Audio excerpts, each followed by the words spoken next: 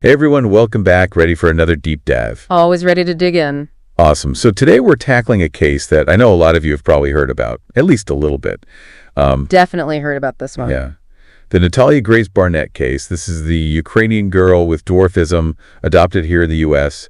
Whose parents then claimed that she was an adult. Yeah, an adult pretending to be a child. Wild stuff. It's one of those stories that you almost can't believe it's real, you know? Absolutely. You see it on Dr. Phil, Investigation Discovery. Now there's that Hulu series. Right, with Ellen Pompeo. Yeah, exactly. It's everywhere. But we're going to, peel back all those layers. We're going beyond the headlines, beyond the dramatizations, and getting into the facts of what happened and what it means, Yeah, absolutely. It's a story that really makes you think about family identity. Like, where's the line between what we see, what we believe, and what's really true? Totally. And the sources we have on this case, I mean, it's amazing. We've got court documents, interviews with people involved.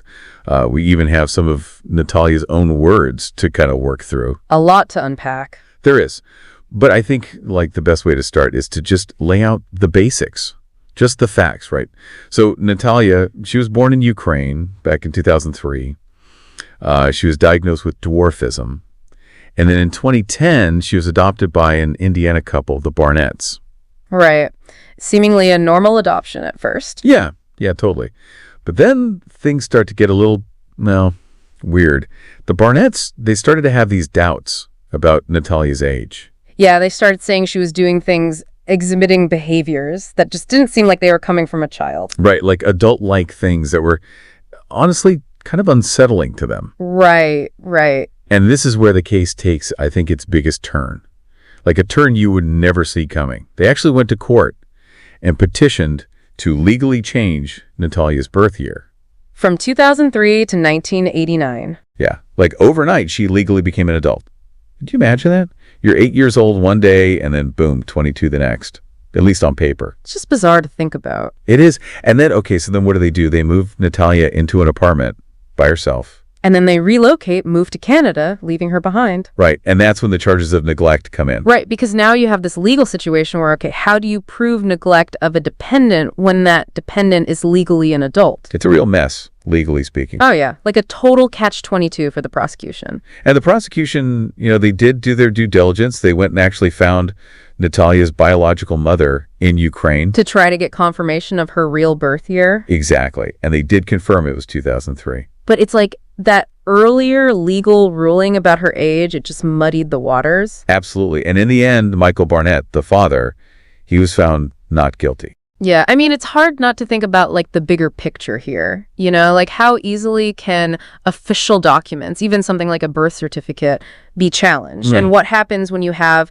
subjective interpretations of behavior clashing with, actual documented evidence? Yeah, it makes you wonder, what would it even take to truly prove someone's age in a situation like that? I don't even know the answer to that. It's mind-blowing, honestly. And we can't forget about Natalia in all of this. Think about the emotional impact on her. To be at the center of these legal battles, to have people questioning who you are, where you belong, it's just... Yeah, and to have your whole life uprooted like that. Right. Multiple times. Exactly. She did, though. She did go on Dr. Phil back in 2019, and she was able to share her side of the story. It gives you a little more insight into what she went through. It's hard to even fathom. It is, but there is a silver lining here. As of right now, Natalia is living with a new family in New York. And she's, going to school, working towards her GED. And get this, she wants to be a teacher. Oh, wow. That's amazing. After everything, to still have those aspirations and that hope for the future, that says a lot about her resilience. It really does. But, even with all that, this case just leaves you with so many questions. Could this happen again? And what can we do as a society to learn from this and protect kids and families involved in international adoptions? Huge questions. Yeah, huge questions. And I think it's a reminder for all of us that, every story has multiple sides and things are never as simple as they might appear at first glance.